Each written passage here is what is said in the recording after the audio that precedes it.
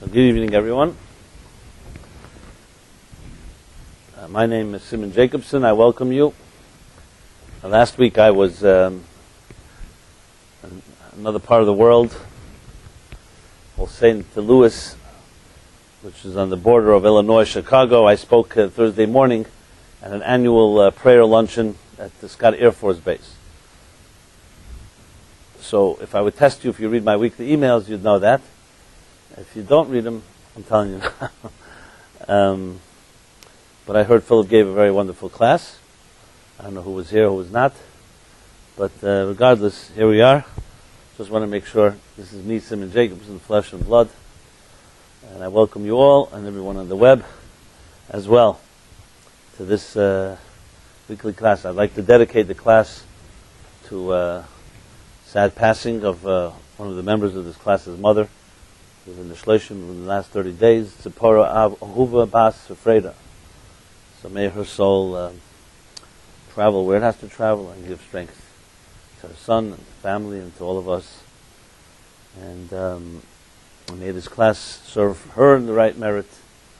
If any of you want to dedicate a class, it's always available. It's always a great way to connect to someone, to ground them in a sense to what we do here on earth, which is a way of channeling the souls. So that being said, let's begin. The topic of this evening is the curse of religious conformity, with emphasis on the word curse, or the word conformity, or the word religious, whatever you like. Topic of faith and individuality. And the reason I chose this topic, well, first of all, it's relevant at all times, and very relevant, as we shall see, but particularly in the time of the year where we are right now. As you may know, each week of the year corresponds to another chapter in the Torah. So we read this week actually 3 chapters, to be precise. It's a combination of 2. The regular order, the 52 weeks of the year correspond to 52 chapters in the Torah. So we're now at the end of the book of Exodus, and we read the final 2 chapters combined as one. They're called Vayakhel and Pikudei. And additionally, because this Shabbos, this coming weekend, will bless the new month of Nisan, the month of Passover, the month of redemption, we also read a special chapter in a second Torah scroll called HaChodesh. It's a section also from the book of Exodus that actually describes the entire Exodus from Egypt. So it's called Pashas HaChodesh because it begins with the word HaChodesh Hazeh. This is the month, referring to the verse in the Torah where God points and shows Moses the new moon, that you shall bless the new moon. This will be the beginning of your counting. Really, God telling him that within 15 days and 2 weeks from now, the Jewish people will finally leave Egypt. So we read this Shabbos when we bless the month of Nisan, which is the month which approximately in 2 weeks will be Passover, from Rosh Chodesh, that is. So we read this chapter that talks about that experience. So, in essence, we're really reading 3 chapters, these 2 combination and this HaChodesh. And this theme, the central theme of these chapters, there are many themes, but one specific one is precisely this one, about individuality and faith, conformity versus individuality and discovering your own voice. So I think the best place to begin is with the questions, the obvious questions. You ask any person, knee-jerk reaction about religion today, especially someone who's been hurt by it, everyone will say, almost across the board, that religion demands conformity and demands, some would even call it herd mentality. And some would even quote, to defend this position within the Jewish world, there's an actual Talmudic statement that says, Al tifresh min hatzibur, that you should not separate yourself from the community. Which means when people are doing something, the community behaving a certain way, don't rebel and behave in another way. Follow the lead or follow the consensus, if you wish, the tzibur. And you have other verses and other references to the same idea that that that the community, for it to stand together, requires us to compromise ourselves in a way. I don't know the word compromise everyone would use, but definitely to surrender our own wishes to a higher order. And if you take it a step further, religion in its purest form seems to be about complete surrender to God's will, which really seemingly leaves no room for you or I or anybody as an individual making choices. If we follow our own whims and our own temptations and our own interests, we end up perhaps in a sinful life. So the Torah, or religion in general, demands of a human being not to follow their own subjective impulses, but rather to subject themselves to a higher order. So if anything is called, if that's not called conforming, what is called conforming? So it seems like inherent to religion and to its religious rituals is accepting, submitting to something that is beyond ourselves, and giving up our own self-interest in the light of a higher will, God's will, divine will. The argument would be that you give up one thing for something better. That this way you give in to your own passions and your own personal interests, which may feel good and may even be satisfying for the moment, but in the big scheme of things, the big picture, the Talmud, the Pikudei Avot, the tractate called The Ethics of Our Fathers, says, Batel l'Ritzein, meaning Batel l'Ritzein Chol, rather, that you should subjugate your will to God's will. So you're giving up perhaps your own personal, immediate, instant gratification for a greater will and a greater purpose. And that's a justification, essentially, for following religious edicts, even blindly, because in return, you're getting something much greater. But then, the big question that this begs is two questions. Number one, why then did God create us with individual interests? Then we should have all been created like clones, without particular skills making us each unique. If at the end of the day we all have to submit to a higher will and, in a sense, compromise or relinquish our own individual instincts and individual leanings, then why were we given those leanings in the first place? And secondly, maybe even a bigger question is, what stops the abuse of religion? How many people have been abused in history by religious authorities who claim that they have a monopoly on the truth, and basically, if they had the power, actually impose that will with force on the masses. I mean, if you look in history, in the last 2,000 years, up until, I guess you could say, till the birth of this United States, basically religious authority, particularly the Catholic Church, the Christian world, in the Western world at least, were the dominant force, and not just the dominant party. They were the monopoly on power and authority, and between the monarchs in different European countries and the church, basically that was the entire authority that everyone had to submit to. And this was not just a matter of whether you wanted to or you didn't want to. It was about life and death. And there was no democracy, there was no elections. This authority dominated, and in most cases were abusive and corrupt and monopolized. I mean, you have the classic story of the Enlightenment, when they want to demonstrate how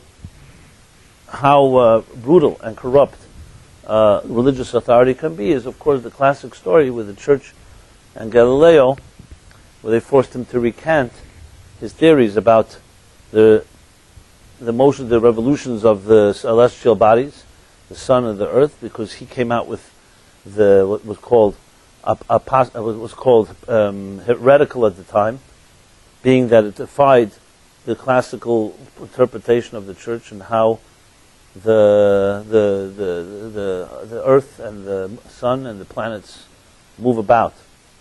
And he was forced to recant it, basically demonstrating that when it comes to truth and authority, it was the authority that won out. And of course this became just an example, just a watershed moment that is used as an example of the new waves of free thinking and free inquiry, scientific inquiry, which led to what we call the battle between science and religion, where science demanded the rigorous test of logic as opposed to just accepting blind religious authority. Until this day, we are still in the shadows of this battle between religion and science. You see it in best-selling books, whether they're either defending religion or the atheistic books that are very popular recently. You see the battle continues to rage. It comes down to a rebellion against this type of dominance, that whatever the religious authorities say is true, to the point that it turned into what they call blind conformity, turning people into idiots. And the other extreme is that science and free inquiry and the mind, allowed on its own, will not submit itself to this type of conformity, will think things through, and in many ways will defy and go against religion. And this is the world in which we live today. And you have extremists on both ends, fanatics, the religious fanatics, and you have atheistic fanatics. You can call them fans, actually. The word for fan, actually, in English, is short for fanatic. I don't know if you knew this. But you rarely hear somebody say sports fanatics and religious fans. But the idea is that fanatic is a fanatic. It's a person that's completely extreme in their beliefs and without any flexibility and room for any doubt or questions. And that's that. So we have both extremes today. And the battle continues to rage. So though, as I pointed out, there's an argument to be made for the conformity to and submitting to a higher divine will, but as I said, question number one is why then were we given individuality, individual characteristics? And question number two, which is bigger than that even, is the whole abuse of this authority. It's one thing that if we were all sure that God came to us and said, listen, here's how I want you to behave, if we were sure this was God speaking, I would say most people would maybe submit and say, if this is the greater good, I'm ready to accept it. But if we have doubts that it's coming from God, and as a matter of fact, we may have very strong reason to believe it's coming from human beings who are just claiming they speak in the name of God, and in turn they end up having power over us, you start wondering, why am I submitting my will to just other people? Just another form of dominance, another form of suppression and oppression. So I don't know if you've ever had any of these questions, but I'm posing them, and some of you may be surprised coming from someone dressed like me to ask such questions. But as you'll see in the spirit of this discussion, from my point of view, as we shall soon discuss, all these stereotypes about religion and religious authority and conformity are actually nothing to do with religion that I know. So I have no fear or concern discussing these things head on. On the contrary, to me, a path of faith and a path of God is one with a path of truth. So if free inquiry is not controlled by and monopolized by science, free inquiry is something that every human being has the right and the ability to pursue, and a person of faith is not limited, not in that sense of just using blind faith, but also using our mind and our skills. Because, as I said, God created us also with those faculties, and those faculties are equally divine, and therefore must be used to the fullest. So when we have a skeptical question, not only should we ask it, but we must ask it, because that is what dictates what defines the human spirit and the human journey and the human search. So skepticism, which may surprise some of you, is above all very Jewish and very religious, as a matter of fact. We're going now into Passover. So Passover, as we all know, is distinguished above all. Everyone remembers as children the four questions that are asked. Different traditions, they're asked in different ways, but one thing is in every Seder you have the four questions that the children are encouraged to ask, and are given prizes and all kinds of rewards and to entice them to incentives for them to ask these questions. So what struck me a few years ago was a fifth question, which was this. I remember as a child I asked these four questions of my father, and I'm sure he asked it of his father. It goes back all the way to the times of Moses. In the Bible it says, Ki shalcha vincha, when your son or your child will ask you, vayak'hel, you shall tell him, which is where the word Haggadah comes from, by the way. Haggadah. When we say Haggadah, Passover Haggadah, Haggadah means to relate, to tell the story. That's what the word means. So the whole Haggadah is about telling the story, or really responding to the questions about what happened that children ask.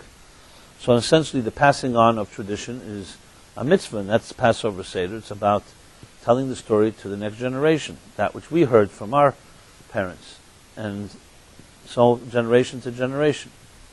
So then I grew older and I became a parent myself, and my children asked me the questions. So a few years ago, I guess I was a little bored maybe at the Seder, so I was thinking about the fact that that the four questions, only two of them are actually answered in the Haggadah. 2 out of the 4 are literally answered. The 4 questions, as you know, are the order, at least the way I grew up. I mean, the different orders are the way they're asked, but the 4 questions consist of, one is, of course, Manishtana, which means, how is this night different? That's a general introduction. And then there are the 4 questions of why we dip, and why we eat matzah, and why we eat the bitter herbs, and why we lean during the meal, or when we eat these things. And so out of those 4 questions, only 2 are answered. Why we eat matzah, and why we eat the maror, the bitter herbs, and why we eat the matzah are answered very specifically a little later in the Haggadah when we read what this matzah represents and what the bitter herbs represent. And we actually point to them, or touch them, when we say certain verses later, paragraphs that describe the purpose of these 2 customs, these 2 mitzvahs. But the other 2 questions, why we dip, and why we lean, are not answered, not explicitly and not even implicitly in the entire Haggadah. And I searched back and forth. I could not find any answer.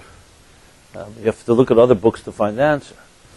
More importantly, I haven't even found anyone ask the question, actually. So there you go. That's the 5th question. The first question is, why are there no answers for the other 2 questions? And I was thinking about it. It seems like weird. You encourage your children to ask questions. And with all these incentives, as I mentioned. And then, when it comes down to it, they only get 2 out of 4 answers. So if I was a smart aleck, I'd say, well, what are the answers to other questions? Why would you encourage people to ask questions and not give them the answers? That doesn't sound so thought through, if you know what I mean. So I asked this question at the table. So someone said, listen, by the time they finish the Haggadah, the children are asleep anyway, so they never know whether we answered or not. Which is perfect Woody Allen type of answer. Not that he uses it in the film, but the idea, cynical answer. In other words, and what about when they grow a little older and they find out? So it's like the classic story where a child asks his or her parent, certain questions about religion, about God, and the classic answer is the parent says, when you get older, you'll understand. So I've been told this answer by quite a few people, my teachers, and I did get older, and I did understand that my teachers didn't have an answer. So that's what I understood. I don't know if that's what they meant, but that's definitely what came to me. Then I said to myself, okay, if they didn't have an answer, maybe that was what was told to them. So it goes all the way back to Moses, that they were always told, that when you get older, you'll understand, and nobody understands. So it's not exactly very encouraging, and let's put it this way, build confidence when you find out that not only you don't know, but nobody else knows. And then it becomes like this, the question that you start asking, is this one mass type of brainwash program that nobody knows the answers. Everybody's just saying someone else knows them. And when you get older, it would be really embarrassing if that was the conclusion. Obviously, I wasn't ready to accept that. So then I discovered what the key is here, and the brilliance of the 4 questions.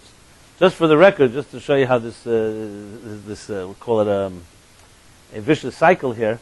The reason why we actually do dip, listen to this, is in order to 1 second.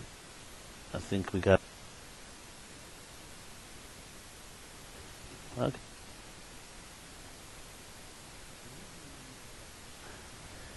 We actually dip is because we don't do it all year round in order to provoke the children to ask questions. So that's the answer. The answer to that question is, in order to have you ask questions, that's why we dip. The leaning is another reason. It's more because it was a symbol of royalty and comfort and so on. Even though, I must say, when I was a kid, one of my uncles kept forcing me to lean. I didn't feel very free. I felt quite enslaved by his push me. He says, you gotta lean, you gotta lean. I said, why is that so free? Why do you keep pushing me? Like, it's like someone says, they force you to be free. Okay, I'll have to stop somewhere, so it might as well be now. I'll keep up my train of thought. Okay, I'll keep going. So,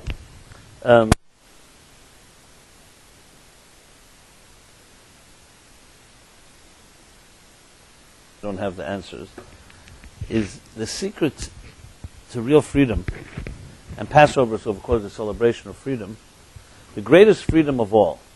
What is, when you define what is free? So for some, freedom means they're not bound by shackles. For other people, freedom means you can move around wherever you want. Freedom, I can read or choose to go wherever I like.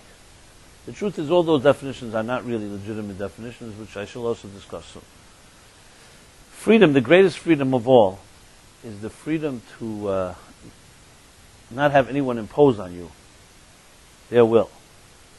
That what you choose comes from within, from your inner spirit. And one of the ways that manifests, that great freedom, is the right and the ability and the freedom to ask questions. So it's always good to look at the contrast. We take for granted some of our freedoms today, because they're just guaranteed. We were born into freedom. But the contrast is, it says, Mo'evai tichakmeni, my enemies make me wise. So let's look at our enemies. What was the cornerstone of every totalitarian regime, every fascist leader? Was one thing: mind control. You'll always see, whoever came into control, the first thing they did was establish a Bureau of Truth and Information.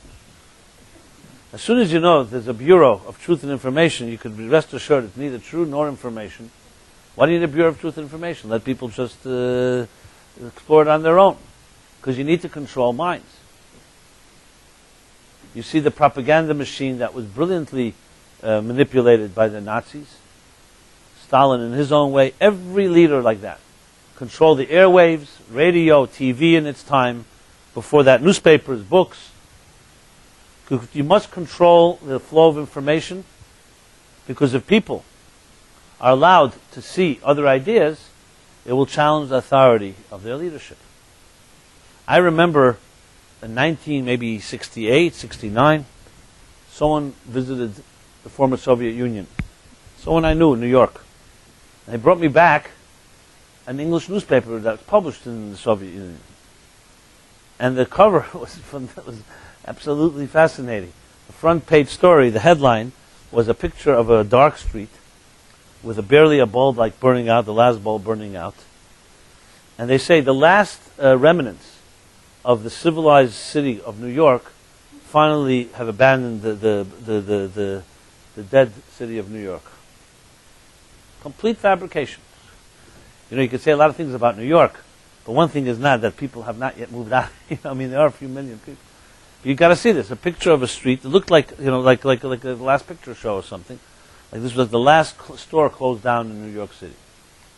Now remember, to us it seemed like shocking. It's so easy to find out. Remember, there was no internet. There was a thing called Radio Free Europe, which actually some credit with opening up Soviet Union, because information was flowing in, albeit in an illegal way, but it was getting in. But imagine if you can control the flow of information, what people read about and hear about, especially news-wise, you can control anything, because you can tell them anything about what's going on outside of this prison. So the first thing that anyone establishes is this Bureau of Truth and Information to control minds. So what is the greatest freedom of all? The ability to question, the ability to challenge. So they say, Shailas Chacham Chetzi Tshuva. The question of a wise person is half an answer. Passover, we don't necessarily celebrate that we're going to find answers to every question. As a matter of fact, wise people know you don't find any answers to every question. But the right and the freedom to ask, that's what we teach our children. So from day one, when Jews left Egypt, the first thing they told their children, you always have a right to ask. The mitzvah is to ask. Then there's a second half of Vayakhel that our parents will tell us and relate to us what happened. But the answer may not be as much, may never fully satisfy the question. And as the Baal Shem Tov says, for every question there's an answer, and for every answer there's another question. So even if you answered the 4 questions, you'd always have more questions. The power of Passover is not that we're so smart and we can find answers to every question. That's not as freeing as the right to ask. Because the right to ask gives you the dignity and the validation that what bothers you and troubles you is important. When you're silenced and you're not allowed to ask, that's ultimately an invalidation of you as a human being. That's why silencing someone is such a disturbing thing. It's abusive. It's saying that you're not worthy of asking a question. When someone tells you, hey, don't ask questions, you're not allowed to ask questions. Or, no one but you was asking these questions. Essentially, it's a demoralizing statement. For children, it can be devastating if they keep on being silenced. Which is why you see in the healing process, in any type of 12-step program or any healing, breaking the silence is one of the key things to break out of a trapped, abusive environment. Because like an infection that is sealed and doesn't have fresh air will fester and get worse and worse. You need fresh air to heal. When you've grown up in an abusive or dysfunctional environment, part of the biggest abuse is not even the abuse, is the seclusion, is the isolation, and is the silence. As they say, the silence is worse than the rape, because it invalidates the spirit and the person who has something that's bothering me. So when a child comes running to its mother or father, crying, that itself is already a freeing thing. It means the child feels they have someone to turn to for help. Not even talking about what the problem is. Because we all will face challenges in life. The question is whether you have the tools and you are going to be respected to when you question or when you ask or when you say I'm in pain or something's bothering me. Or will it be dismissed and invalidated? Children who continuously are invalidated with their questions suffer greatly. It is a very profound impact for years and years to come. Don't underestimate the abuse of just silencing someone. Not even talking about verbal abuse, physical, emotional, sexual, or other. Just that is one of the worst things possible, because you're essentially telling the child and that human being, you don't deserve an answer. You're not worthy enough. So religion, unfortunately, has suffered from this greatly, because many people growing up in religious environments will tell you it's exactly what happened to them in their childhood, in school, at home. That when they challenged or asked questions, why do we do this? Why do we have to keep Shabbos or kosher or follow the other strict guidelines that the Torah dictates? Many, many instances in many homes and schools and families, the answer was silencing that child. You're not allowed to ask. It's disgraceful to ask. It's heretical to ask. This is what God says. Just be like your father and mother or grandfather and grandmother. It may sound like innocent statements, but they actually are very destructive. Because what message does it really leave the child?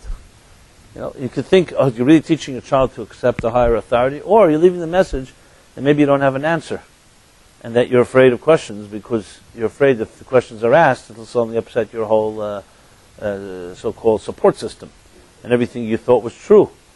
So in other words, another form of mind control. Besides what I mentioned earlier, that it's a form of invalidation. So the ability to ask these questions and talk about them are not just a nice exercise. They actually are very much part of the process. And I say this to all of you, never be afraid, not only never be afraid, ask questions and demand answers. The difference that we have to distinguish, however, one qualification, and that's called distinguishing between healthy skepticism and unhealthy skepticism. What's healthy skepticism? The one I just described, where your spirit, your soul, your mind, your heart is bothered by something. So you ask a question. You ask respectfully. You try to find someone you trust to ask, and no one should ever be able to silence you asking such a question. But then there's an unhealthy skepticism, which we all can fall into the trap of, and it's equally important to mention, and that is when you use your questions just to justify your position. We've all been guilty, I'm sure, once or twice in our lives of that. And that's where you're not really asking a question. You basically have your position. And if you're smart, you surround your position with a lot of good armor. And one of those types of armor is that you have justification for everything. Unhealthy skepticism means you're not really interested in an answer. You're just interested in justifying your position. And that's something we have to be honest about and have integrity. No one can force you to be a healthy or unhealthy skeptic, but if you're truly looking for answers, obviously the latter, unhealthy skepticism, you're not really looking. You're looking to justify. So often I get into a discussion with someone and I sense that their questions are not necessarily coming from the first place, just the spirit looking to find answers.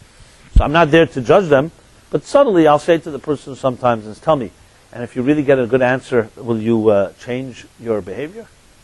You know, and of course they say right away, of course I will. You know, I'm a real free-thinking person. If it's proven to me a different approach. As soon as I hear anyone say that, so I say, you know something, you're better than I am, because I know many situations I'm in, I'm not really interested in looking for the truth. I'm looking to be right. I'm looking to be comfortable, not necessarily do what's right. So I'm very happy to hear that you're such an intellectual, that all you need is a nice intellectual argument and you're immediately going to change. And you know, the fact is we are constantly doing things that are counterintuitive and counter our logic. We wouldn't have a battle between our minds and our hearts. And everything would be so disciplined if we just followed our logic. It's not that way. We are emotional creatures. And we have temptations. And we may be doing things all the time that we know is wrong. And yet we still do it. Maybe no one in this room, but I can tell you from the circles I hang around, there are quite a few people like that. Is anybody in this room guilty of that? Howard. Oh, one person back there. Fine. We do have one specimen. Okay. But obviously I'm saying this fictitiously, even though I don't know your personal choices and mistakes, but knowing human nature, we all are trapped in this way.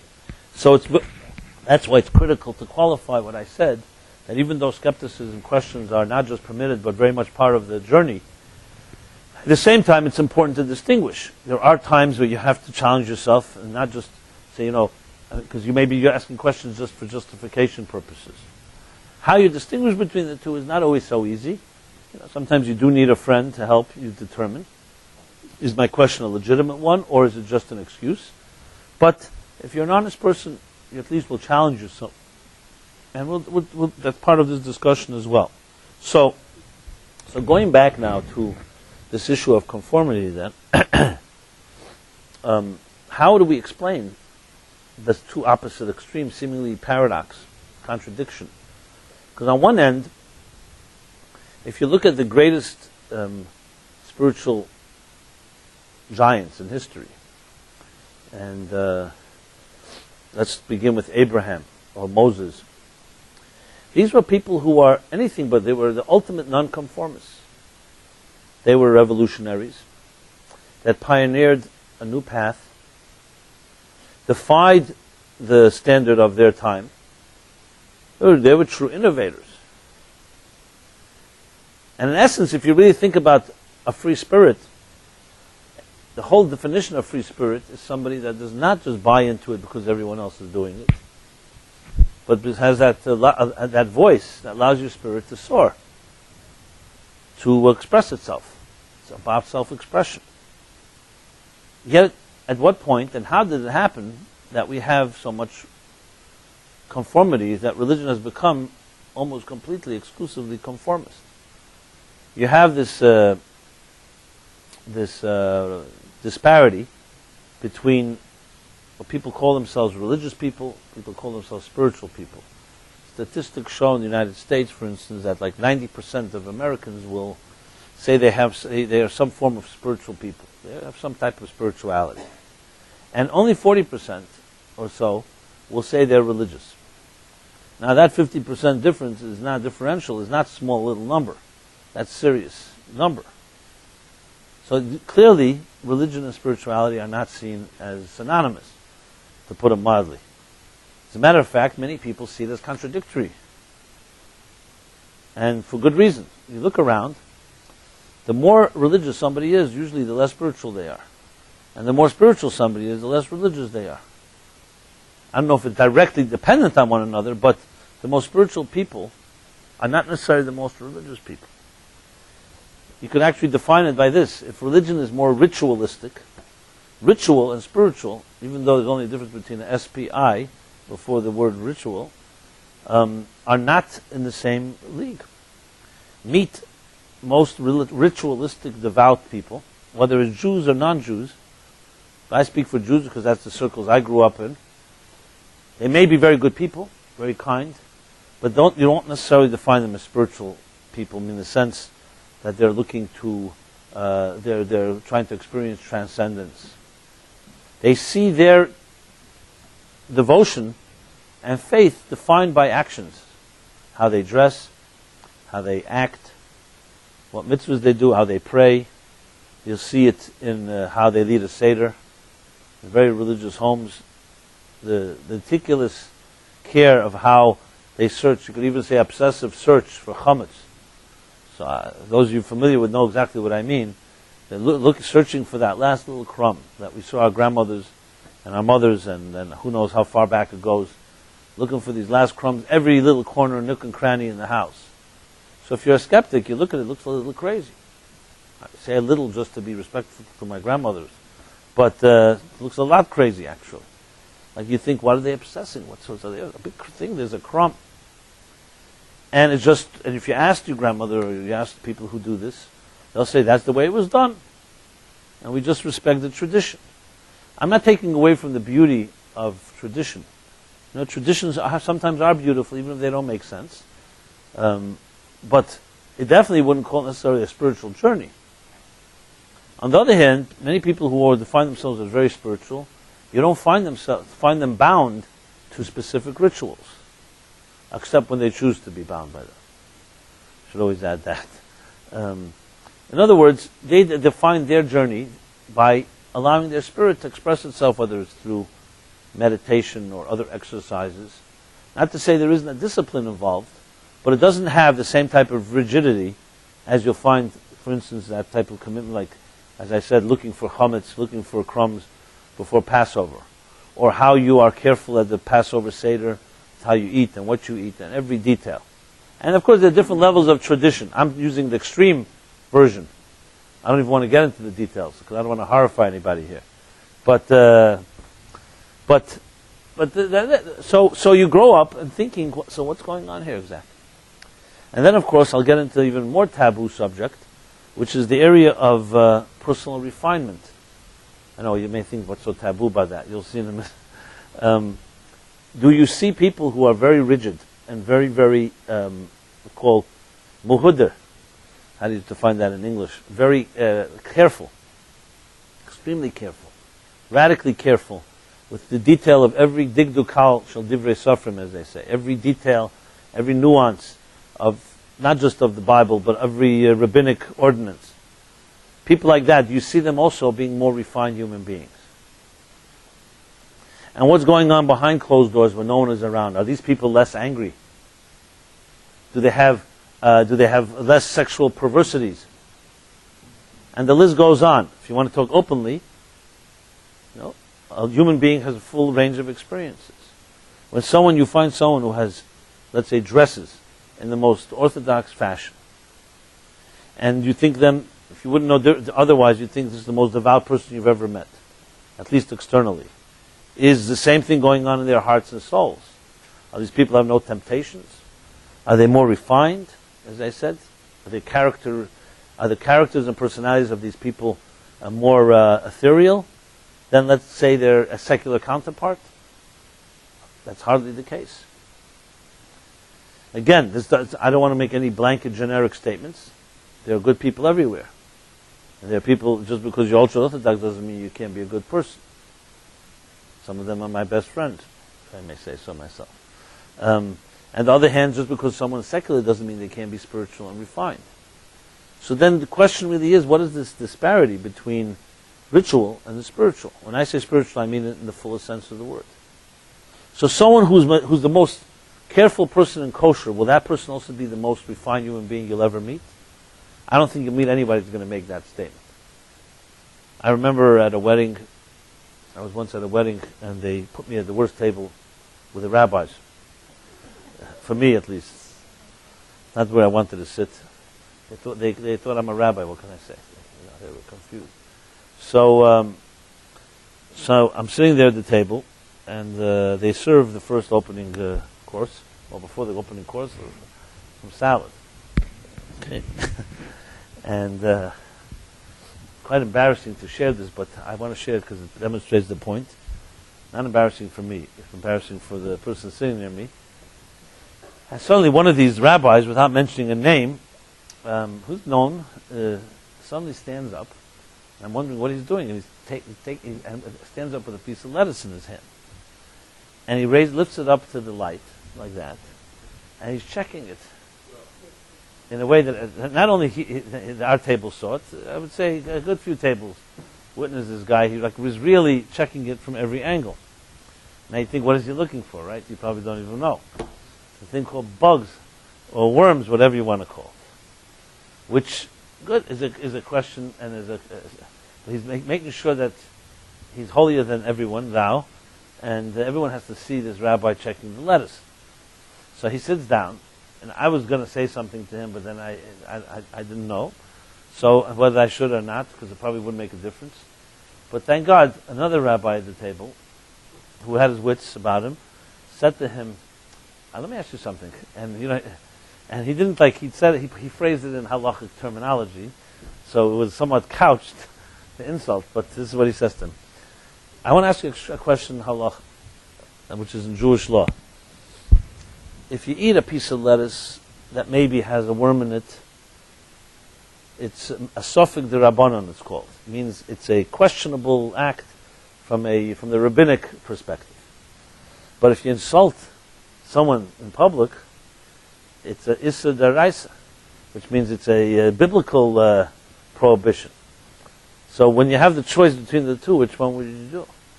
So the guy first didn't realize what he's saying, then he did.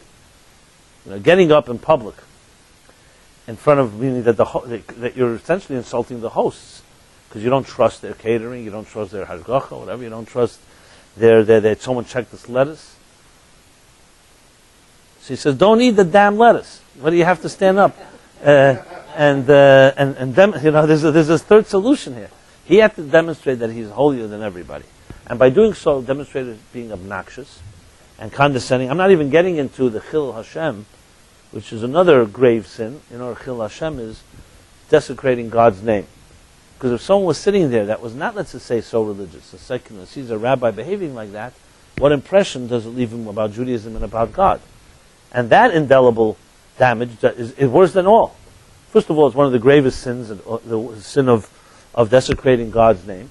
That means when a person who's supposed to know better, supposed to behave better, behaves in an inappropriate way, it's much worse than a person who's not dressed the part. You may not know this, but when why was Moses not allowed to go into Israel? The great Moses. What did he do wrong? He wasn't there when they built the golden calf. He was not part of the sin of the scouts who came back with his bad report about Israel. What did he do wrong? Why was Moses not allowed to go into Israel? And he had to pray 515 prayers, Veschanon, to get in there. So the Torah tells a very strange story, which goes like this. God told Moses, when the Jews were demanding water, that he should, the first time he tells him, strike the stone, and water came out of the stone. The second time, God says to him to speak to the stone. So Moses spoke to the stone. The Torah tells the story in the book of the Parsha Chukas, in the book of the Bamidbar, the Numbers, and no water came out of the stone. So Moses went ahead and hit the stone with his staff. And water came out, and then God said to Moses, because you changed in front of everybody, you desecrated my name, because you, instead of speaking, you hit the stone, you will not be able to go into the land of Israel. So every commentary, everybody, what exactly is going on here? First of all, think about this. Hitting a stone and speaking to a stone is basically the same miracle. Stones don't give out water anyway. So if Moses had said, what are you telling me to speak to a stone? Stones don't deliver water. Water comes from rain. So you could say that's a desecration. He didn't trust God. What did Moses do? Instead of speaking, he hit it. And what did he do? He just followed what happened the first time. He saw the speaking didn't work, so he thought maybe he didn't hear right. or whatever it was. What was the grave sin? The answer is because for a person on the level of Moses, this little shift was tremendous, because the Jewish people saw that Moses is the greatest man, the man of God. So it's all relative. It's like they say the expression, Revav al Beged Talmid Chacham. When a person is of a high caliber, every piece of dust is a big blemish. Think of it like a piece of dust on your finger is nothing, but a piece of dust on your eyeball is very irritating. Or to use one of the modern Yiddish, Jigan was one of the great Yiddish humorists, linguists as well. So he said, what's the Jewish theory of relativity? So 3 hairs on your head isn't much, but 3 hairs in the soup, that's Jewish relativity, before Einstein. So it's all relative. It's not a joke about the balding ones among us. Okay? Remember, as they say, for the bald Americans,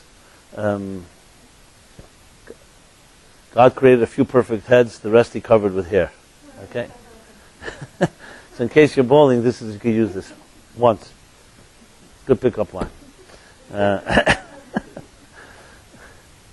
So anyway, going back to Moses, just to emphasize what Chil Hashem is. In the Talmud it says, I think Rab Chia, when he went to buy meat, he would never buy on credit, because someone may see him leaving the store with meat without paying for it. So for a person like on his level, they may think he's taking it without payment. But credit is a normal thing. But it all depends what caliber. Once you are putting yourself on a pedestal, or you look at the part, then you're not responsible like a regular person, because you are supposed to be representing a higher standard. Is that fair? Maybe it's not fair, but that's how it is. Chil Hashem is not necessarily fair. It's about what people perceive. And the perception. When Moses changed one word, so the Jew said, oh, if Moses could change a word, I could change 10 words. So remember, there's a cycle involved here. So going back to the story with the lettuce, well, what ended up happening was that this guy ended up embarrassing this guy, which was fine because he embarrassed the couple, the hosts. So I guess it all evened out at the end. But the point is, here's a perfect example, what they call an obnoxious Jew. A novel, Bereshus HaTorah. In Parsha Kedoshim, in the book of Leviticus, Nachmanides Ramban says, why we have a special mitzvah Kedoshim to you? You shall sanctify yourself, you shall be sacred or sanctified. The Torah is full of mitzvahs that say be sacred, because, and he adds, because there's a special category the Torah is coming to warn us about. It's called a novel, Bereshus HaTorah. So how do we translate? Novel, we always have this issue, novel, a low life. Is that what you said? That's the vernacular. Let's see, a more scientific term would be a despicable person. What's the difference between a despicable and a low life? Is there, Dagas is different levels in low lifeness. Let's put it this way. In bottom feeders, there are many levels. So it's called somebody's a novel, he distorts and he behaves in a despicable way, but Bereshus HaTorah finds a loophole. It's all in the guise of Torah. Like this guy, his lettuce, he's checking lettuce for holy reasons, to check for worms. He shouldn't, God forbid, eat a bug. The fact is that he's maybe insulting another bunch of people around him, maybe desecrating in ways much greater than his little needs at that point. He doesn't think it's called being selfish. It's religious selfishness. So this is a perfect example of the dichotomy. To use another example would be the Talmud says like this. Gam v'apumachtarta rachmana karya. That's Aramaic for a ganef, a thief, that before he goes out to steal, he prays to God to succeed. You know anybody like that? Remember, it doesn't have to be a thief. There are many different crimes you can do. So the Talmud in Brachos. This is the Talmud in Brachos. And the question is, how does that work exactly? One thing, he doesn't want to pray to God. Fine, don't pray to God. But you're praying to God. God said in the Ten Commandments, "Lo signev," thou shalt not steal. So he's praying to God to help him do what God told him not to do. I mean, you have to be a little crazy. It's like telling a policeman, come with me and help me break into a bank. It's one thing you avoid the cop, but to invite the cop and like say, help me, or it's like.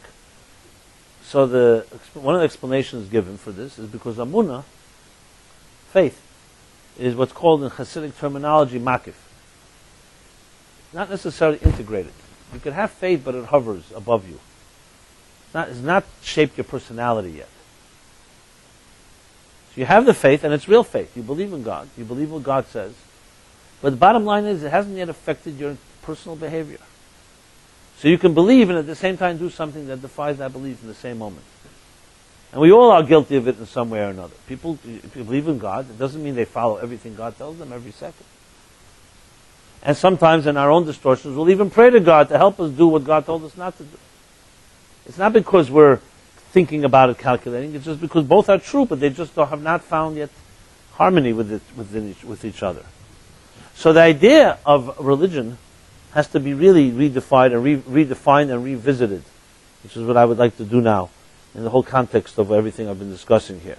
Because to truly understand what conformity is, or religious conformity, we have to really define what religion is.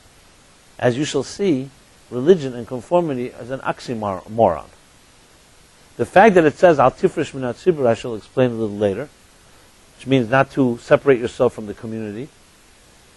But we have to redefine what really is faith. And that's the real problem. Because just like let's put it this way, science has sometimes gone to one extreme, the other extreme, in its rebellion against religious authority that was abusive. The same thing as religion also went to an extreme, and to the point that it became no longer religion. So if we go back to the original originators like Abraham and Moses, as I said, the pioneers, what you'll find that distinguishes them consistently is their love and empathy and kindness. As they became closer to God, they always became more giving and more sensitive, not more obnoxious and more selfish. So that right away tells you something. It tells you that we all, no matter what home or what family we grow up in, we can all become selfish human beings. Just because someone grows up in a family that eats kosher and keeps Pesach and Shabbos and the other holidays doesn't mean they're not selfish people. It means they're living by certain rituals. Those rituals may lead them somewhere, but on their own, that does not guarantee a higher state of consciousness. When Abraham went on his search for God, he was looking for a higher state of consciousness. And for him, it came hand in hand with becoming a more refined human being. What happens is that after a while, once ritual becomes institutionalized, it's very easy for it to become divorced, as a body becomes divorced of its soul. But this shouldn't be any surprise. We all have this challenge. We all do many things that are divorced of a spirit within it. We do it by rote, mechanically. Everybody on this earth is a conformist in truth. I think they say statistically 98% of human beings, of the population, are conformists. It just depends what you're conforming to. You conform to what you grew up with. If you grew up in a secular home, you're conforming to the standards you grew up there. If it's a religious home, it's religious standards. If it's a Catholic standards, Jewish standards, whatever they may be.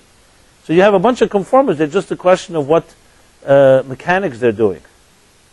Think of it like different monkeys in different habitats. They're all going through the motions. It's just the differences, the different cultures, the different environments. I don't mean to be demeaning when I say this. It just means that mechanical behavior is mechanical behavior. And do you think when you go shopping and you decide what kind of clothing you're going to wear, you're really being a real individual? You don't have all the choices. You have the choices that the stylists of this season are offering you. In that itself, there's a certain, they give us the illusion of choice. But you're not going to walk around in robes in the street like Moses did, because that's just not what's done. No matter how individualistic you are. It's embarrassing. And then, of course, there were those that did do that. We all remember they call it the hippie movement. And then that became another conformity, once enough people did that. So the point that I'm saying here is conformity is not about what you do, it's the reasons you do it. And the reasons most of us do things is because we were programmed that way. You have to be quite self-delusional to think that when you were 2 years old, you were doing things because you're an independent spirit. Not the schools you went to, not the clothes you wore, not the attitudes you picked up were chosen by you. They were by your parents, and then your environment, your friends, your schools. By the time you're the age to begin to even think about independent thought, most choices have been made for you, and some psychologists will say that you don't really even have any more choices left. The rest is all going to be played out based on what was determined. By 7, 8 years old, some psychologists say every attitude we have has been shaped. Hasn't yet been fully blown, fully fleshed out, but it's been shaped. I don't know if I agree with that, or whether the Torah would agree with that. That's another discussion. Because first of all, we can always transcend our pasts, even if it may be difficult. Just because you grew up in a certain environment doesn't mean you can't free yourself from that. But it's more difficult. There's no question about it. So the first thing to establish is that human beings by nature are conformists. We follow what others taught us. That per se is not a negative thing. It's the way it should be. For a parent, for example, to say, I'm not going to teach my child any values or morals because I want them to be free to choose on their own is the most irresponsible thing, because they're going to pick it up, if not from you, from television or from the street anyway, because children are impressionable. There's no such thing as saying, I'm going to teach my children to be neutral, and when the time they're 20, they'll start making decisions. There's no such thing as neutral. You don't teach them values, they will pick it up from others, and often not from great sources. So it is healthy in the early stages of formative years that a child is taught, hopefully, by healthy parents' standards. At the same time, good, confident parents are going to teach a child as well that when you do come of age, start questioning, and even that which we taught you, you have to learn to own on your own. Don't just buy into it because we taught it to you. That's really what healthy education is about. Now, to do that, you have to obviously be very secure. So Passover Seder, as I mentioned earlier, we teach our children from the youngest age. Ask questions. Now, I know you go to most Seder tables, that itself became part of the conformity. Now we're going to ask the questions. But if you really did it with some heart and sincerity, you're really encouraging children to ask questions. That's what you really mean. And you don't just mean 4 questions. It could be 40 questions. The 4 questions are just symbolic of what we do at the Seder. But it's that attitude that we are inviting you to ask questions. So I've been to many Seder tables, and you don't see that, because that too has become part of the ritual of asking questions. It's like, planned spontaneity. We're now going to be open-minded for 5 minutes. And then we close our minds again. That type of thing. That's not what we're talking about here. If you really take it, simply meant, you're teaching your children, I am here, please ask your questions. And never be afraid to ask. And I'm always here to try to help you answer. I may not always have answers, but you definitely have a right to ask them. Just that message itself can change a person's life in impressionable years. Because it gives you, as I said earlier, the dignity that when you get older, you have a right to ask. Again, qualifying it in a healthy way, not to use it as an excuse. So, the same thing is in general. Religion, unfortunately, has become trapped by what all society is trapped, the trap of conformity. The problem is with religion, the damage is much deeper. Because if you don't have God or faith in your life, so it's one thing. But if God and faith are meant to be a path toward individual freedom, and there you see conformity, then it happens to become very destructive. And that's what happened in history, that due to the imposition of the church and religious authorities, it caused severe damage. To the point that till this day, it's very hard to accept what religious authorities say, because you start wondering, as I said earlier, what their agenda is this really the Word of God? And the worst thing of all is when you see a religious authority or a religious leader selfish, doing things for their own power or interest, then it doesn't just challenge your belief in that person, it challenges your belief in God.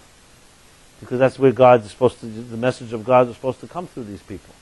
It's in general people who are more in power or in authority, whether it's a therapist or whether it's a doctor, whether it's a teacher or a parent, they have much greater responsibility, because we look to them for guidance. Someone you don't look to for guidance, okay, they also shouldn't behave in wrong ways, but doesn't have quite the same impact. And there's definitely not quite the same disappointment. So now to go back, so how do we define the religious path? So the truth is, I don't like that word altogether, the word religious, for many reasons. Because I don't even know what the word means. You think of it like this: there's a human being and then there's a religious human being. It almost suggests that religion and humanity are not the same. Like, I'd rather have the human being than the religious part. Like, what does the religious adjective add to human? I'm human. It could be more human, more sensitive human, more refined human being, what does religion add? What does the religious human mean?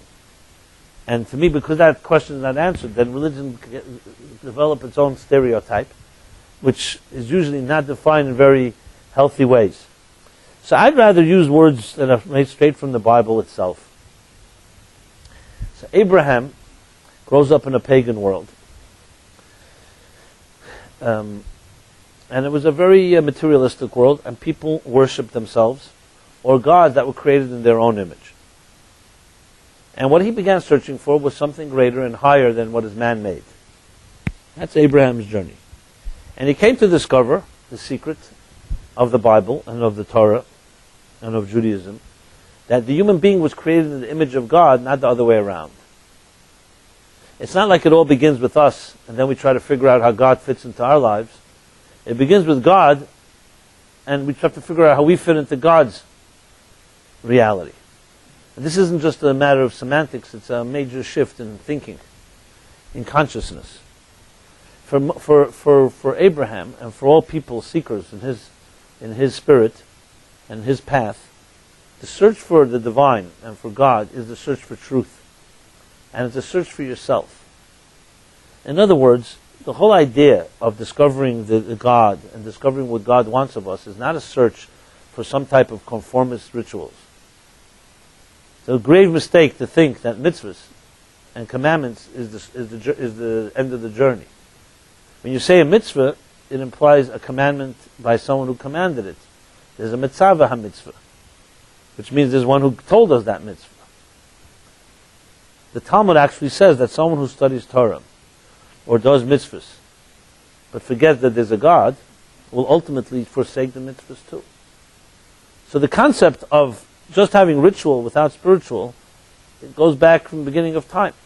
As soon as you get trapped by the behavior, instead of forgetting that this is a journey toward God, you immediately are turning religion into a conformity thing, a conformist behavior.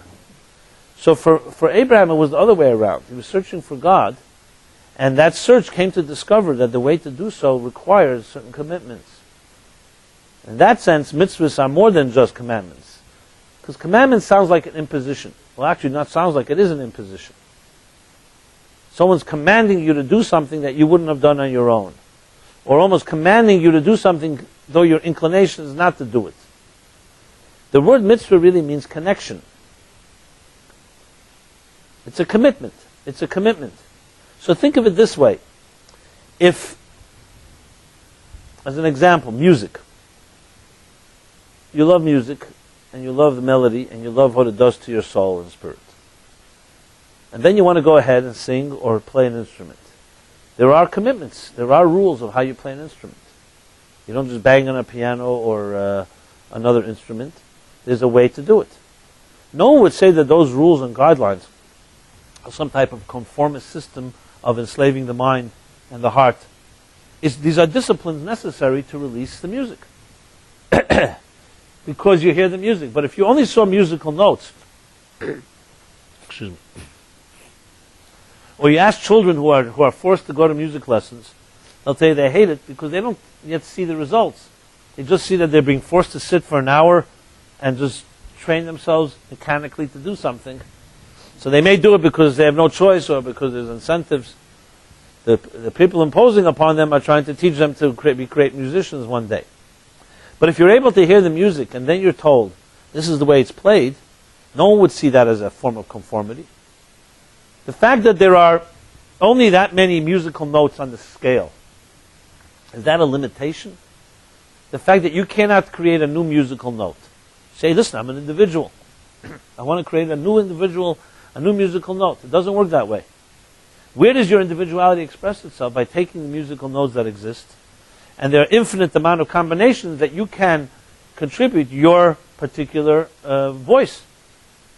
So true freedom does not mean you can do whatever you like. That's a very childish, juvenile interpretation of freedom.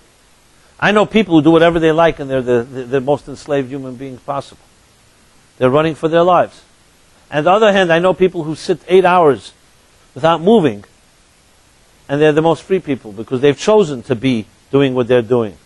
Because freedom, as I defined earlier, is not doing whatever you like. Freedom is that what you do is not imposed upon you from anyone outside of you. It comes from within. So in Abraham's journey and search for truth, it was about the resonance that he came to discover the divine image in which he was created. And as such, he became a free human being. And that was the difference. Are you going to be enslaved to your own whims and passions, or are you going to allow your soul and your inner spirit to express itself? And when it does express itself, there are guidelines of how to do so.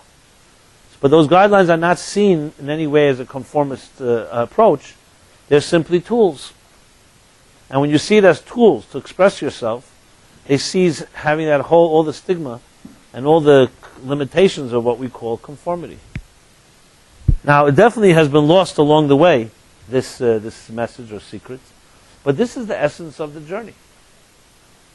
The reason it gets lost, as I mentioned, is for two reasons. Number one, because by nature we are conformists, and it's always the easier path just to follow what you were taught without thinking.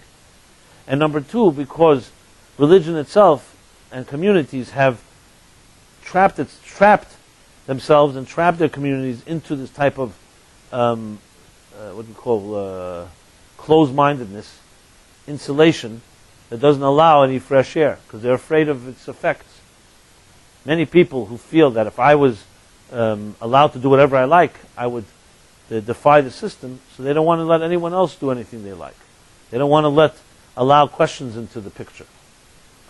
The fact, however, is that, and which of course the results of that are tragic, because anyone that is free-thinking and free-spirit cannot function or exist in such a conformist community, which is why you'll find the cream of the crop, or people who are creative and very free-spirited, are not going to remain in a very orthodox community because they cannot, it's too claustrophobic for them. And they have seemingly no other choice but to rebel against it. Unless they find that the Judaism that the community taught them is not the real Judaism. It portrays itself as that, projects itself as such, but it's not the case. The real path is the path of God, which is the path of finding your inner self. So, with that being said, let's go back to a moment to what exactly is religion or faith. Faith is not about submitting to something outside of yourself. It's the real essence of who you are. That's the bottom line. So, yes, as a young child, you may be taught this is the disciplines that make you a virtuous human being. Even though naturally you may gravitate towards selfish behavior, be giving. Share your food, share your toys, share money, share of yourself with others. So at that age, of course, a young child is taught mechanically. But at some point, you want that child to own this path. So Abraham taught this to his children as well. How do you own this path? Is by starting to ask the questions and starting to say, so when I'm a giving person, what really is happening? Am I just doing it because my father and mother told me to be giving? Or is it really emancipating for your soul to be a giving human being? And when you come to discover that these paths or these mitzvahs are all methods of freeing yourself from one's own narcissism and so on, then you begin to own it. Unfortunately, most of us are not forced to go in that direction. When I say most of us, I mean people growing up in religious communities are not necessarily compelled to ask these questions and to challenge themselves this way. Now, I recently heard an interesting thing, was really impressed me. There's this couple I know, they come from two different countries. One's from Israel, one's from another country. And since they're married, they've been having all kinds of issues, besides cultural ones, personality ones. Now, they're both what they call Baal Shem Tov, whatever that means. The Baal Shem Tov is an expression sometimes used in a somewhat dismissive way, sometimes in a positive way. I mean, in Torah literature, a tzaddik is somebody who's a righteous person, free of sin. A Baal Shem is someone who has sinned, and then did tshuva, returned or repented. So we have these categories today. You'd say people growing up, FFBs, they call them, which has many different acronyms, but I'll use the one that's most popular, is from birth. So for some reason, some people equate these FFBs with tzaddikim. I don't really know why, but so to speak, because I guess they grew up in a religious environment, whereas others who grew up in a secular are called BTs. Acronym Bali Tshuva. Okay. Now the truth is, this whole thing is a misnomer. In my opinion, the whole thing is a distortion, because not FFBs are tzaddikim, and not necessarily everybody that grew up secular and then did tshuva or became religious is necessarily a BT. Baal Tshuva is a very high level. You know, like I remember someone at a table saying, someone said, "I don't want to marry a BT, a Baal Tshuva." So the host said, "Well, then you have only one other choice: marrying a Baal Avera. That's the only other option." You know, because I don't know, tzaddikim are very rare. Okay, so why am I saying this? Because the interesting thought that I heard was very nice, actually, very profound. So this couple, they both grew up in very secular homes independently, and then they both independently became observant. And they both now Shomer Shabbos, kosher. That's when they met, and they joined together, have a family. But I said they have plenty of issues and problems. So this rabbi therapist told them something which they shared with me, which, as I said, I thought was really very wise. He said to them, "You think that because you both started keeping kosher and Shabbos and doing everything else observant, that you've done tshuva. So the rest should go easy. You know, you both were once not observant, now you're observant, you're living together this way. God should bless you, that everything should be at peace. So why are you fighting with each other?" He says, "You haven't even begun to do tshuva. What you did was tshuva in your actions. Once you didn't keep Shabbos, now you keep Shabbos. Once you didn't eat kosher, now you eat kosher. But your personalities are still the same personalities that you were when you, before you so-called became observant. You've not done tshuva in your personality. You've not worked on your personalities. You're still your mother's daughter, and you're still your father's son. You still have all those characteristics, for good or for bad." Which I thought was very profound, because the fact is two things. Is changing your behavior does not necessarily mean that you become a more refined human being. So you say, why doesn't it come automatically? If a person starts eating kosher, why don't they just become a better human being? So that's not the way it works in this world. It may be a tool that can help you become more refined. Yes, you can be kosher and not be, you can eat kosher and not be kosher. You can keep Shabbos and not be Shabbosdik. What do I mean by that? If you really understood what kosher was, that it's about a sensitivity to what you put into your mouth. And that means that you're more sensitive not just to what you eat, but also to human beings, and definitely to animals, and to the environment. And you think about this, and you're conscious about it, and your whole personality becomes a more sensitive human being, then kosher has spilled over into your personality. If you're just eating kosher because it says there's OU on the bag, then they're just eating it. Yes, it's true, technically you are eating kosher, and there's nothing, you're not doing a sin. But it's far from the spirit of what Judaism expects of us. God didn't just want us to make sure what we put in our mouth is right, but also what we put in our minds and our hearts. And you could even say internal refinement may be even more important than what you eat. Does that mean better someone not eat kosher and be more refined? No, you could do both, if you understand the true soul and spirit of the mitzvah. Because remember, Judaism is a body and a soul. The body is the mechanics. The soul is the spirit. A body without a soul is a corpse. That's what it is. And imagine having just a dead corpse, God forbid. That's what ritual is like when you don't personalize it, internalize it. People like Abraham, Moses, and others I mentioned, these were people, for them it went hand in hand. There was no such thing as a mitzvah. You just do it. It didn't exist. For them, they had to earn their way. It was all about personal growth. It was all about a deeper refinement. Now you ask the question, is it better to do a mitzvah without a soul than not do it at all?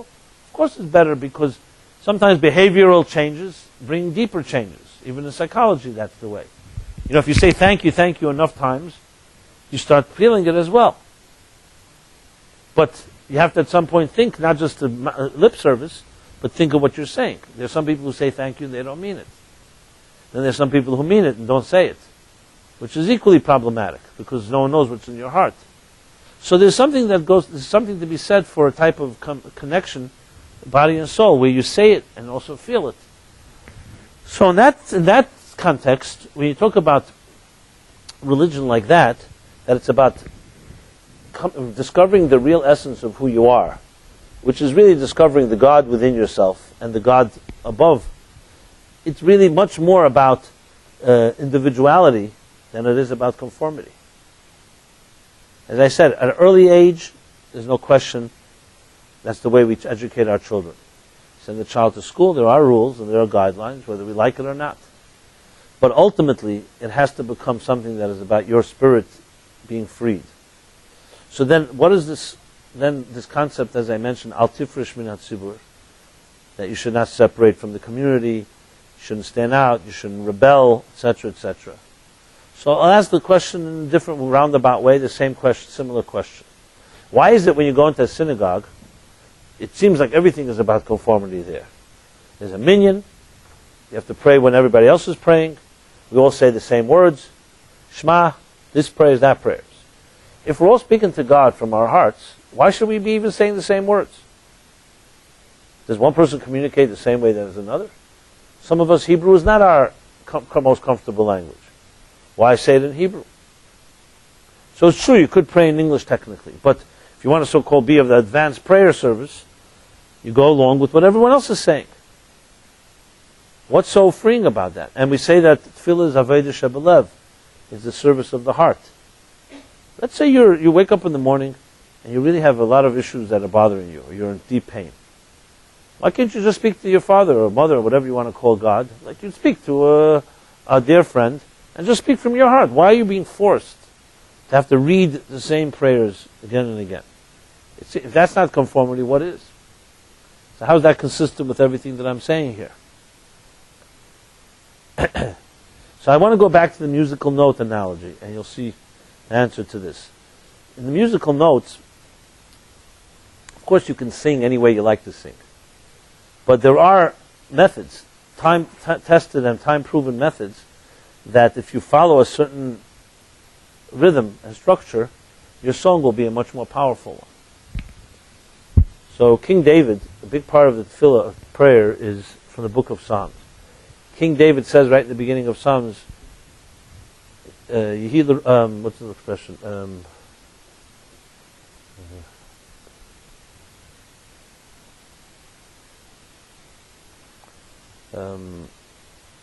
forgot it slips my mind. No, it's not a quiz. It will come to me. May it be your will, God, that the words that came out of my mouth through my lifetime in my prayers to you, in my times of joy, times of pain, or times of need, the Medrash says, may it be your will that these words that came out of my mouth should be the same words that come out of everyone's mouth throughout history. Basically, King David was saying that my words are not only mine, if it be your will, God bless these words, that they should have the power of like musical notes, that anyone who's in time of need will use these words, they'll be able to reach to you. And God considered the request, the Medrash says, and granted it. So it wasn't King David's power alone, it was that he said them with such heartfeltness that God granted that his words become words that will be used forever. So in truth is, the words of King David became blessed with God's power. This is a way to speak to me. But we all know that's not the only way to speak to God. You have the many stories of the Baal Shem Tov. Excuse me. The famous story of the child that did not know any Hebrew. And he came in, and he was a shepherd boy. And he came into a shul Rosh Hashanah Kippur and saw everybody praying. So in his sincerity and his simplicity, he simply cried out, "Kukuriku," because that's what the sound he knew. Kukuriku, the sound of the rooster, the cry of the rooster. And with that, the Baal Shem Tov explained, he was able to pierce heavens more than all the great prayers of the tzaddikim and Baal Tshuva and Baal Avera in the room, because it came from his heart. And God listens to his children. It doesn't matter when a child cries; doesn't have to have perfect language. You have the second story of that guy who unfortunately grew up in a home where at a young age his parents died, so he had to go out to earn a living. He never had a chance to go to yeshiva and to learn how to pray or learn how to read, for that matter. So he would. So as he got older, he made himself a good income. So he had enough money, but he was always envious of those that could pray. So he would sit in the synagogue from the morning till the afternoon for hours and read the entire prayer book. Being that he didn't know, he read everything. The morning service, the afternoon service, the evening service, what you say at a bris, what you say at a bar mitzvah, what you say at a wedding, what you say at a funeral, what you say Sfira Sa'omer, what you say Chanukah, Purim, everything, the whole thing. Read a Siddur book from beginning to end. So it could take a good few hours. One day the Baal Shem Tov walks into the synagogue and sees this guy. Everybody finished praying, and he's still sitting in his prayer shawl, and he's reading and reading and reading. He watches and sees he's turning all the pages. So he realized. Finally, the Baal Shem Tov waited patiently. Afterwards, he goes over to the guy and says, you pray very beautifully. Yeah, thank you. He says, but I could teach you how to pray even more beautifully. And the Baal Shem Tov went, took a bunch of bookmarks, and marked them and wrote, this is the morning prayer, and this is where you stop. And then in the afternoon, mincha, this time you start here and end here. And this is what you say on Rosh Hashanah, this is what you say Yom Kippur, this is what you say on Pesach. So he had a new prayer book, all bookmarked, and he was delighted. He thought he couldn't read Hebrew, so it took him so long. He thought everybody was reading the whole prayer book. So he felt very happy. Anyway, he begins praying in this new style. Of course, it's taking a lot shorter. One day, unfortunately, somebody comes by and kicks the table, and his siddur falls down, and all the bookmarks fly out, get scattered, and he loses all his spots. And he didn't memorize it. So he's devastated. What is he supposed to do? He looks around. Where's the Baal Shem Tov who knows the secret of how to pray? And he sees the Baal Shem Tov had finished davening, and he's already briskly walking out of town. He's walking at a very fast pace. So he goes running after him. The Baal Shem Tov is walking very quickly. He can't catch up. They go into the woods. They're traveling further. Finally, he sees down there, he sees a river. And he sees, okay, here the Baal Shem Tov will have to slow down because he's going to have to cross the river. Okay. Yeah, well, the Baal Shem Tov comes to the river, pulls out a handkerchief from his pocket, and waves it across the water and walks over. So this guy, in his innocence, just was so passionately wanting to catch up, he did the same thing, and he finally caught up to the Baal Shem Tov at some point. And the Baal Shem Tov was shocked. What are you doing here in the middle of the woods? He says, I've been running after you for an hour, looking to, what do you need? He says, my prayer book fell, and it's all out of space. I lost all the bookmarks. I need you to mark it again for me. So he says, but how did you get here? Can you explain this to me? He said, I followed you. He said, but what did you do by the river? He said, I did what you did. You this, and you walked over, so did I. So he said, if that's the case, you can continue praying like you've always prayed. So the point is that we are, obviously, when you speak from your heart, it really makes no difference what language you use. God can understand any language, or no language, or silence, or tears, or laughter. It's not the point. However, as we all know, there are shortcuts and there are long cuts. Like it is with anything. Of course, we could, without going to school, you could also figure out with common sense methods, but it may take you 20 years till you figure it out. The point here is that King David wanted to make it easier, so he said, here are words that I've already paved the way to help my children. Not that they should conform and just repeat the words. So Shema Yisrael has power that your own words will never have. That doesn't mean you can't use your own words. But if you really want to reach places that maybe you, and stand on the shoulders of those that came before us, it's like musical notes. You use the notes that were played before us. But never the same way. The way Shema should be said, every time you say it should be differently. With different intention, with different kavanah. If someone taught you how to say Shema, you could see in those few words, especially the last word, echad, one. You could have infinite amount of interpretations in that word. All customized to your needs of that particular day. The problem is it's become mechanical. Because it's so easy. You go into a shul, everybody's reading, blah, blah, blah. That was never what it was meant to be. As a matter of fact, prayer in a synagogue is supposed to be said quietly. Because no one's even supposed to hear what you're saying because it's between you and God. It's a private exercise. So why is it then that we have the power of a minyan, a quorum? The answer is not to compromise individuality, it's to enhance it. It's like the power of synergy. When different people sing together, or do something together, it enhances each one's individual power. Unfortunately, this too has become distorted, where the community has become more important than the individual. But that's not the case. A minyan is made up of 10 individuals, not made up of a group of 10. 10 individual people. So the same is true throughout the whole spectrum of religion. It's very easy for it to fall into the trap of conformity, which it has, as I said earlier, because it's easier, and it's a way of controlling people who are insecure with any questions. The truth is, all of Judaism is meant to be individualistic. The Medrash says, why the Ten Commandments, and much of the Torah written in the singular? In Hebrew, when you say, Anochi Hashem Elokecha, when you speak to more than one person, it should say, Anochi Hashem Elokechem, Kabed es avichem. Let me explain. In Hebrew, when you speak to, in English, when you say you, I could say you to a group like this, or I could say you to an individual. In Hebrew, lecha or lach, masculine, feminine, is what you say to an individual. To a group, you say lachem or lachen. Shalom aleichem. To one person, you say shalom alecha. Another question, why we say shalom aleichem even when two people meet, but that's another story. Maybe it's the divine soul and the animal soul you're speaking to. But the point is, the Torah was speaking to millions of people who were standing at Sinai. So the Ten Commandments should have been said in the plural. Kabed es avichem, your parents, as in the plural. Yet it says an individual, singular. So the Medrash says, because each person standing there heard it as if God was speaking to him and him alone, or her and her alone, as if no one else was there. That's the true spiritual experience. It's never a group or herd mentality. It's an individual experience. God created us as individuals. Lefikach nivra adam yechidi, the Mishnah says. God created everyone as a distinct, unique individual, because each of us has something to contribute that nobody else can contribute but you. The power of the community can enhance that, like any synergy does, like any teamwork does. You know, that joke with the rowing team, the Jewish rowing team. You know that one? Pretty famous one. But those of you that don't know it, I'll tell you. So this Jewish rowing team were losing all the races.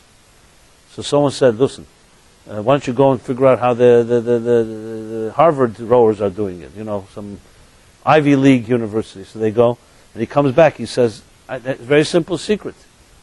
There they have one guy yelling and 10 people rowing. By the Jews, there's one guy rowing and 10 people yelling. That's basically.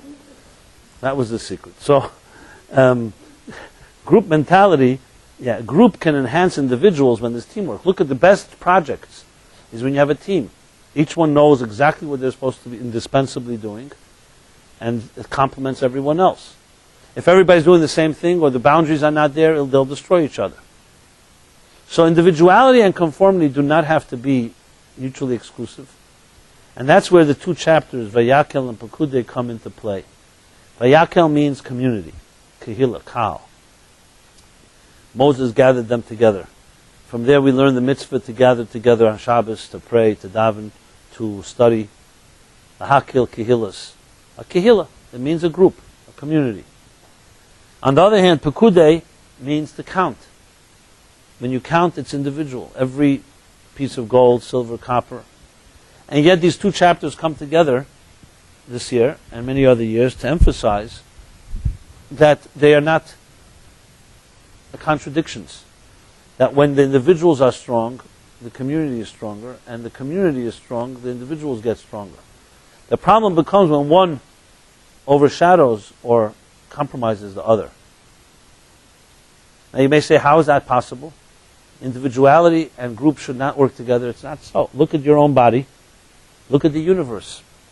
We're made up of such diverse organisms and mechanisms, and yet a healthy body works together, where every component, you know, what kind of mechanics are necessary, miraculous mechanics are necessary just to put a piece of food in your mouth, to make sure every component, from the moment you put it into your mouth, your tongue, your throat, your windpipe, your food pipe, digestive system, everything gets into action.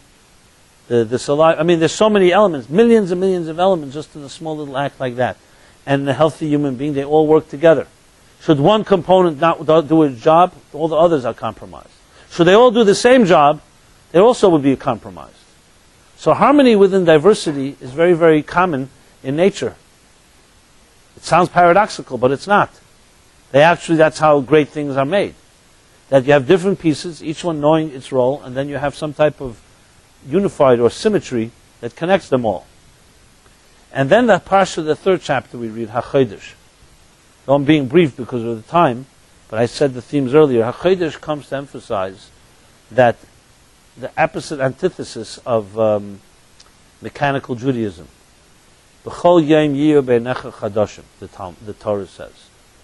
Many times in the Bible you'll find the word hayom, today. V'yadaita hayom, know today. Atim nitzovim hayom, you stand all together today. So this word today is very strange.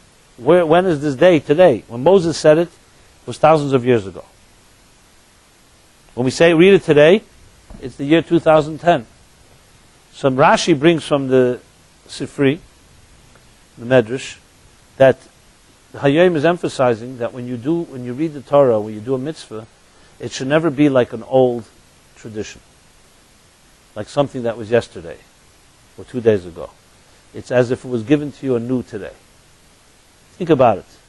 That every word of the Torah, every mitzvah, is like you never did it before.